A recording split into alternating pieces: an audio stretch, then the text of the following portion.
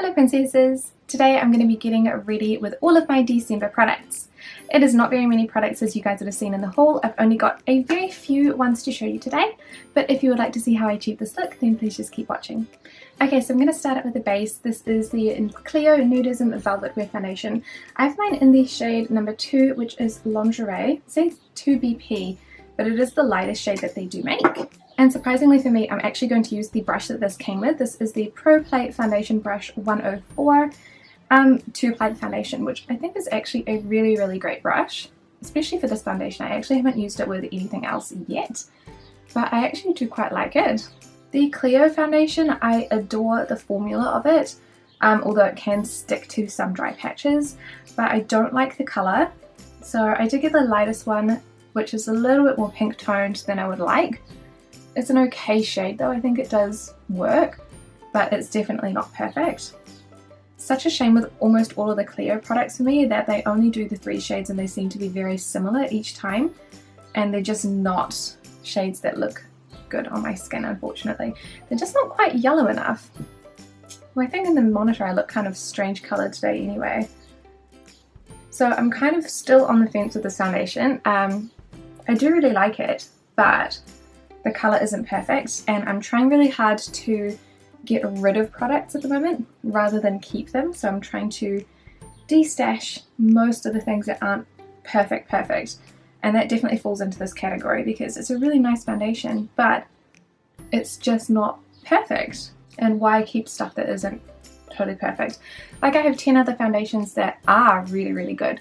So yeah, you can see my dilemma, right? Like, I can't keep everything, and even though I really do like this one, yeah, it's just a little bit off. But it does apply beautifully, so if you have the right skin colour that fits the products, I actually do recommend this foundation because it does look really nice on the skin, and it's super easy to apply, especially with the brush provided. It's super dense. It's a really nice shape.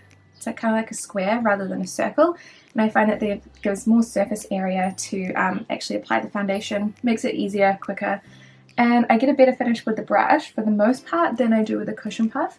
There are some little parts, like at the moment, where I'm trying to get in like a little creasey areas, like around the nose and around the eyes, where there's a little bit of product that hasn't been properly blended in because the brush is quite big. But other than that, it's actually pretty easy. Plus it looks really natural on the skin. It's really pretty. So after that, I'm going to be using a blush. So I'm going to be using one of the Missha Velvet Like Colour Sticks. I'm just trying to remember which ones I have tried and which ones I haven't. Definitely tried most of the pinks, but I don't think I've tried this one, which is sort of like the more nude-ish sort of pink. So that's what it looks like there. I can't see any numbers or anything on it. Some of them have the titles on them and some of them don't, and it's really strange. So I'm going to put that on the apples of my cheek there. And I'm going to blend it in with my finger. So I'm just going to do sort of like a little patting and tugging motion. Well, this is an okay colour. It's not beautiful, but works. I like the Velvet Colour Sticks, unsurprisingly, because I did try these already in the contour shades and the highlight, and I really liked them then as well. I ended up only keeping one of those contour and highlight sticks because one of them was a little bit too dark and I didn't really like the highlight, so I kept the middle one, the Crema filter, which I really liked, and then didn't keep Key Light or Sepia Light. So that is what the blush looks like. It's super natural, it's super pretty. I am going to powder it though, so I'm going to use my regular Laura Mercier Translucent Loose Finishing Powder to set this foundation because I need it. I'm not actually sure if I'm going to be wearing this makeup for very long today because I've got to do a whole bunch of filming.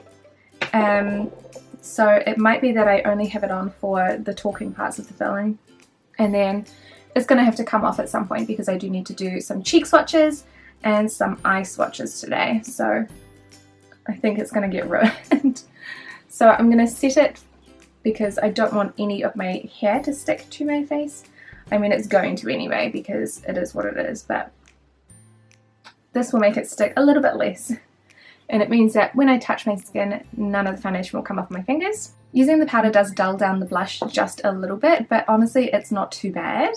It still looks very pretty and I can still definitely see it in real life, although I don't know, I feel like I look extremely bright on camera right now. So then for brows, I'm going to be using my trusty Innisfree two-tone brow kit in number 2 grey brown, along with my regular Zoeva 322 brow line brush. This has become like my staple, even though at the moment you can't really see my brows very much because I have got a fringe, which is obviously clipped back for the moment because I'm going to be doing some eyeshadow today, and just so that in general I don't get stuff on it.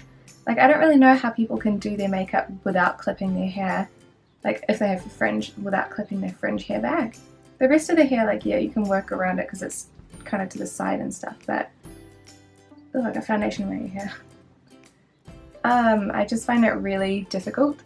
I'm being pretty lazy with the brows today because you're not going to see them. So you're going to get a general fill-in and then that's pretty much it. Next up I'm going to be doing eyeshadow, and I've got this palette by Clio. This is the Pro Eye Palette, and I have mine in the shade number 3, which is Coral Talk. This does come with this tiny brush, like it's teeny tiny. I'm not going to use this just based on the fact that it's too small. Like, this is it in comparison to a regular like flat shader brush. It's just teeny tiny. I think today that I'm going to, this is a tricky one. There's no real, like, for me, transition shade.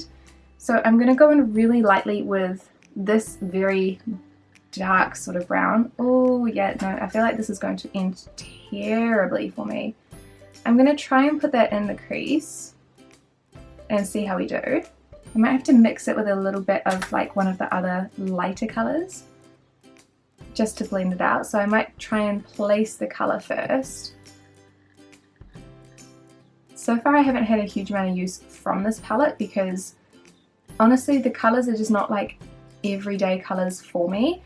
There's a lot of light sparkly colours which I can definitely use by themselves on the lid, but there's not a huge amount of use for the rest of the shades for me because they are a little bit too dark. Like, there's nothing that's, I don't mind dark shades, there's just nothing in between. That's the problem. There's no like mid-toned transition. Like, even this for me is fairly dark, and that's why I'm struggling with it. So then if I try to blend it out, I can try and use like maybe one of these two shades. Let's try this more corally one and see if that will help to just fade it out a little bit.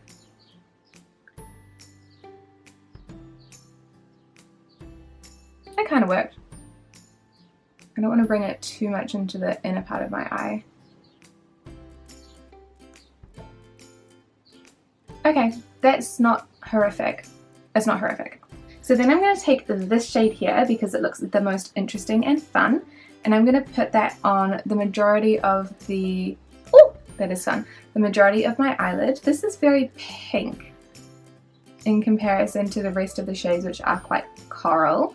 It kind of depends on what part you pick up though, because it is sort of like a, I don't know, like a mosaic effect almost.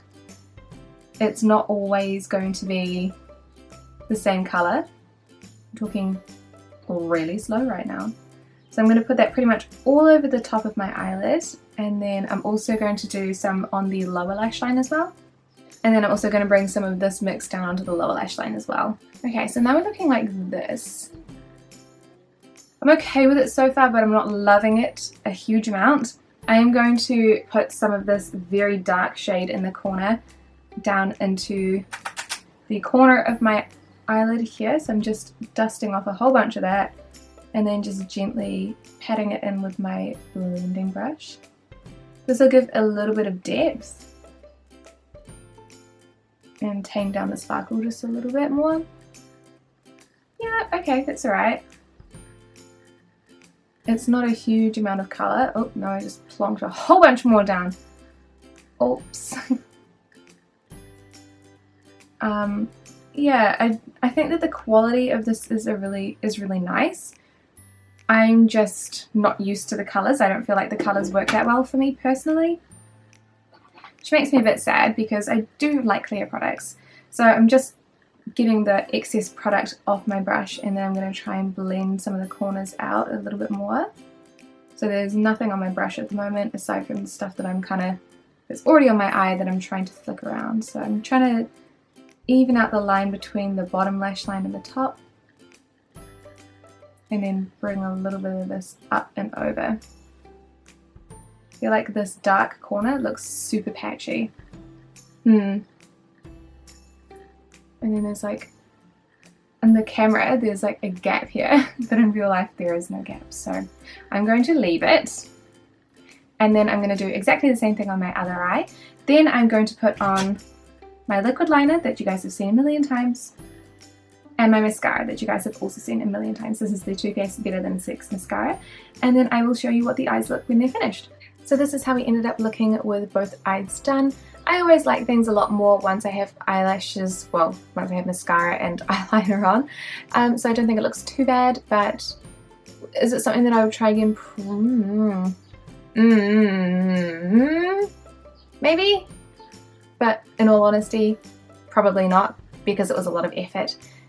Just because the colour for the transition was really too dark, and they don't really have a brownie brown. So when I was using the peachy colour, I was like, oh, you know, I could have definitely used that, but that's very, very orange in comparison to, like, you know, the rest of the colours. But yeah, no, yeah. So then the last step for today is lips, and I have got the Holika Velvet Blanket Tint. So I've got 6 colours of these ones, and I'm not a huge fan of any of them, unfortunately. They all just kind of look a bit brown on my lips, which I don't particularly like. So I'm going to go with the lightest pinky colour. This one is number 1. So that is number 1 on my lips there. It kind of looks similar to the packaging. The packaging is a bit more pink and this is a bit more orange, but it looks good with the eyeshadow, and that is what matters. So I'm just going to fix my hair for a second. And this is how everything is looking today. So overall, the biggest winner for me in terms of this month's reviews is definitely the Missha blushes. I think that these are really pretty and really nice, and I like everything about them. The foundation is not quite the right colour, which is a bit frustrating. I feel like I'm very far down. The eyeshadow palette, I do like the quality of it. I think that it is really good, but I don't particularly love the colours all that much. And the same with the tints, the Holika Velvet Blanket tints. I think that these are really nice products. I'm not a huge fan of the formula, and I'm not a huge fan of the colours. So while I think that they are nice and they are definitely for some people, they're just not for me. So thank you guys so much for watching this Get Ready with me, and I will see you in the next one.